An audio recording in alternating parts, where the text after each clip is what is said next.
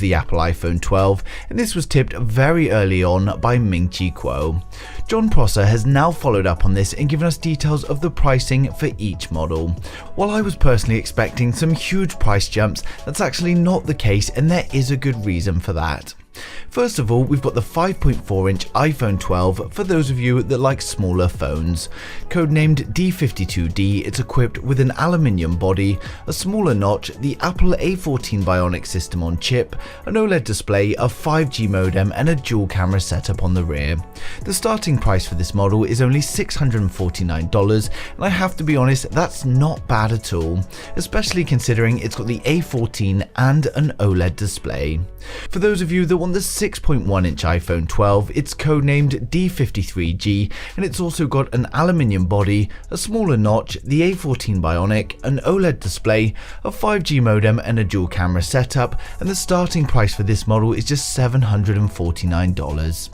We've also got the 6.1-inch iPhone 12 Pro. Codenamed D53P, we get a stainless steel body, a smaller notch, the Apple A14, an OLED display and a 5G modem, but on the Pro however we get 3 cameras along with an AR sensor on the rear, and this model is going to be starting from $999. Last but certainly not least, we've got the 6.7-inch iPhone 12 Pro Max. This model is codenamed D54P and also has a stainless steel body. We get a smaller notch, the A14 Bionic, the OLED display, the 5G modem, triple camera setup with the AR sensor, and the iPhone 12 Pro Max is going to be starting from $1,099. While these prices are still high, we have to remember specs are becoming much better. We also have to remember that Apple, who were known for their high prices, have actually come out with reasonable prices in comparison to some of the competition. While some of the hardware is not as good as the Galaxy S20 Ultra, we have to remember that that launched at a whopping $1,400, so Apple have definitely beat them in price. And in normal Apple fashion, the A14 chip is going to be the best benchmarking chip, and everything else will no doubt perform well also. Speaking of Samsung, one of the main ways Apple have reduced costs this time round was actually by not working with Samsung. On their previous range, the displays were manufactured by Samsung, but this time round they'll be turning to BOE, who actually provide displays for many other smartphones in the market. Next up, we've got the design of the Apple iPhone 12. Phone Arena, who are well known for their stunning renders, have provided us with a huge amount of images that cover the whole range of the iPhone 12s.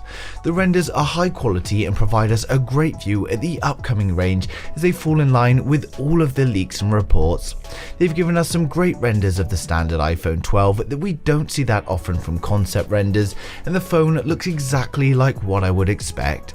The only thing that may be a little over exaggerated here is of course the notch. I think it's going to be slightly bigger than we see on the standard iPhone 12 images, but we'll have to wait and see. The renders of the iPhone 12 Pro and the iPhone 12 Pro Max also look stunning, and it won't be too much longer until we have something to compare them to. Of course, we already have a lot of information regarding the whole Apple iPhone 12 range, and I have covered this multiple times. For my regular viewers, you'll have already seen them, so I advise to stop watching now. But if you're new here, then I recommend you hit the subscribe button, and I'm going to run through all of the details we have. When it comes to the iPhone 12 though, one thing we haven't had leaked yet is the name. Although we're unlikely to see any radical changes, so we're going to assume for this video that it's called the Apple iPhone 12. We're expecting to get 4 new iPhone 12s in the range, which is going to be 2 different iPhone 12s, the iPhone 12 Pro and the iPhone 12 Pro Max. We're expecting Apple to increase the display sizes on the most premium models, although those who want a smaller display are still going to have an option.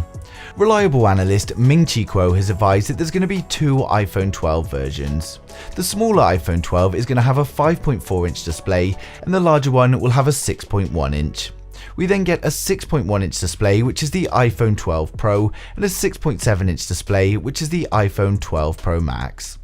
Unlike last year, however, all models are reportedly going to be using an OLED display, and the resolution will differ across the range. The 6.1-inch iPhone 12 will likely have a lower resolution than the 6.1-inch iPhone 12 Pro. And while there are rumors of Apple removing the notch, I really can't see this happening. In typical Apple fashion, we're still expecting a full-screen display with a notch top center. It's too early for in-display camera sensors, and I can't see Apple going for a punch hole. They also need a time-of-flight sensor on the front for their 3D face unlock. And while Apple did ditch the fingerprint scanner on the iPhone X, there are reports that it's going to be coming back in the form of an in-display fingerprint scanner. There are reports suggesting that Apple are also going to be increasing their refresh rates on the latest displays. While most phones have stuck to 60Hz displays, it's been changing recently, and Apple are also going to be joining this trend. At this stage, we don't know if they're going to be using 90Hz, 120Hz, or even a mixture of the two across the range. When it comes to the rear of the device, we're expecting a similar camera setup to last year, but the more premium model will have more cameras. Ming-Chi Kuo has again advised that both the iPhone 12 Pro and the iPhone 12 Pro Max are going to be adding time-of-flight cameras to the rear. For those unaware, time-of-flight cameras are 3D depth cameras, and they're what Apple uses on the front for the 3D face unlock. The time-of-flight sensors on the rear, however, use slightly different technology that allow it to map 3D objects from further away. This significantly improves augmented reality applications and allows for more improved portrait-style photo and video effects.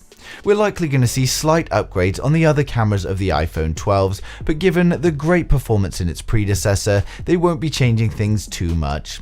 Reports are suggesting that the two more budget models are going to have a dual camera setup, while the iPhone 12 Pro and the iPhone 12 Pro Max are going to have a quad camera setup with the inclusion of the 3D depth camera.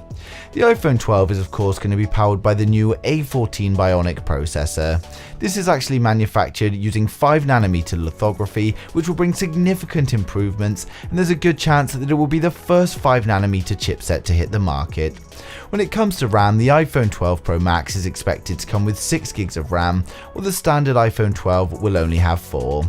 This is something that I think Apple actually do well compared to Android manufacturers, where they throw in unnecessarily large amount of memories, causing the consumer to pay for memory that they don't even need. When it comes to storage, we're expecting a choice of 64, 256 or 512GB of internal storage. For the first time ever, consumers felt Apple did a great job in prioritizing the battery life on the predecessor, so hopefully that's something that's going to continue with the iPhone 12. While graphene batteries are still out of the question, we can expect a 5.4-inch iPhone 12 to be around 2,800 mAh. The 6.1-inch is probably going to be around 3,150, and the 6.7-inch should contain around a 4,300 mAh battery. One thing that is a little unknown at the moment is of course 5G connectivity. Apple are very bad when it comes to 5G thanks to earlier issues with Qualcomm, so we're unsure at this stage if that's something we will see in the iPhone 12. It's rumored that the iPhone 12 is going to have 5G connectivity, but there aren't actually any leaks or reports to back that up. The iPhone 12 is going to be IP68 water resistant, and it's of course going to ship with iOS 14. Now when it comes to the price, people wanted lower prices, and that's exactly what we're getting. Apple surprised us last time, they surprised us again with the iPhone SE, and now the iPhone 12 is going to be the same. We'll be getting the base 5.4-inch iPhone 12 starting at $649, the iPhone 12 6.1-inch at $749, the iPhone 12 Pro 6.1-inch at $999, and finally the iPhone 12 Pro Max 6.7-inch phone at $1,099. Some very reasonable prices from Apple, who have clearly been focusing on keeping the costs down. Of course, it's not all about specs, and we're likely going to see some new software features or improvements to the current features in iOS 14. The iPhone 12 is set to launch in September as always, and it's always around the second week they release, so we can expect to see the iPhone 12 range on either the 8th or the 15th of September, and the iPhone 12 will be released about 10 days afterwards. Of course, being so far away, these are leaks and rumours, but as more information comes to light, I'll be sharing with you guys straight away. As always though, I'd like to know your thoughts in the comments. Who out there is waiting for the Apple iPhone 12? What model are you waiting for, and what do you think of these prices? But thanks for watching the video. If you liked it, smash the thumbs up. If you didn't, hit the thumbs down twice.